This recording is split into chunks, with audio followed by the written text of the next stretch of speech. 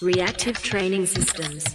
There's really two general ways that you can go about weakness correction for any of your lifts. There is what I term basically the volume approach, and then there's the intensity approach.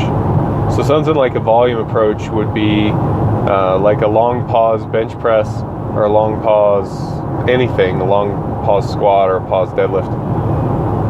The idea there is that it's the same basic mechanism that's in play when you do a high volume of submax effort work. Just in general, you're getting a high amount of time under tension, a large amount of practice producing force in that position.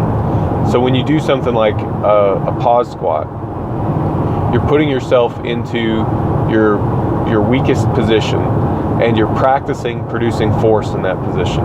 That's what the pause is for.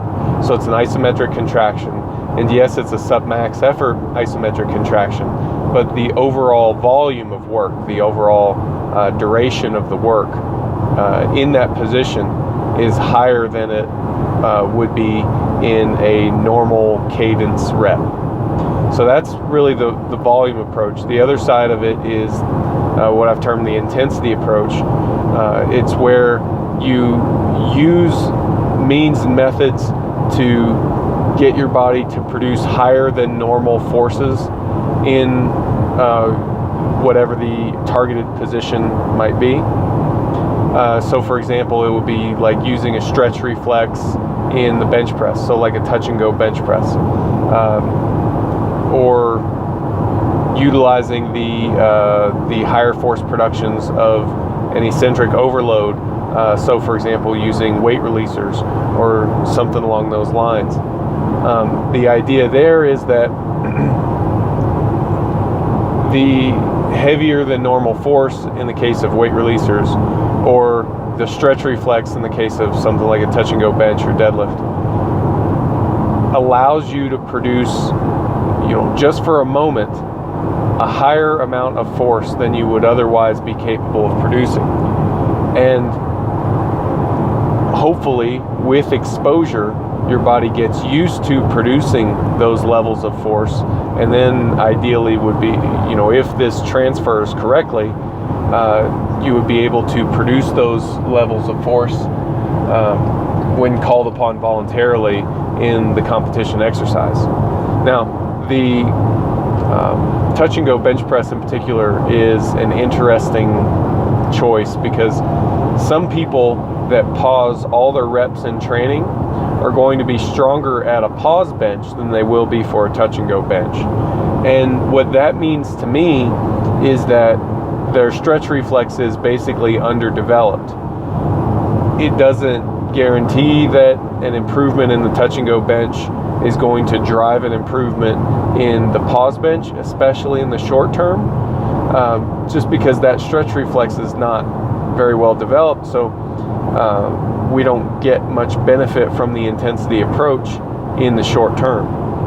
But with a bit of practice, you get better at touch and go work. Now all of a sudden that becomes a viable training tool. It's possible that it can have some carryover to your competition exercise.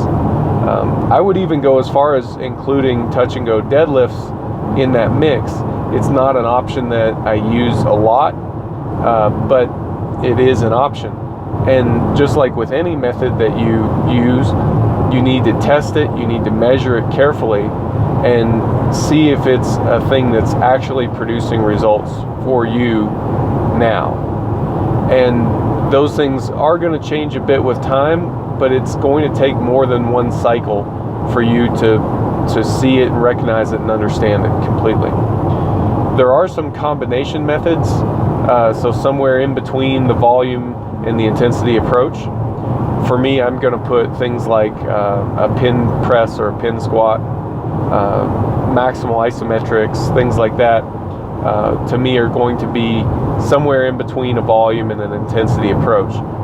They do give you, so for example, like a pin press, it gives you additional time under tension like the volume approach does, but it's a small amount. It's a very minimal amount of additional time under tension. it gives you, high, not quite higher than normal, but high levels of voluntary force production, like you would get in an intensity approach. So it's somewhere in between those two things. You get higher forces than you may otherwise get, although it's probably not quite, higher than normal in your comp lift, for slightly longer durations.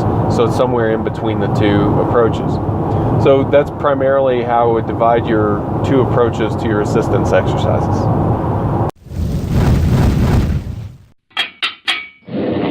Reactive training systems.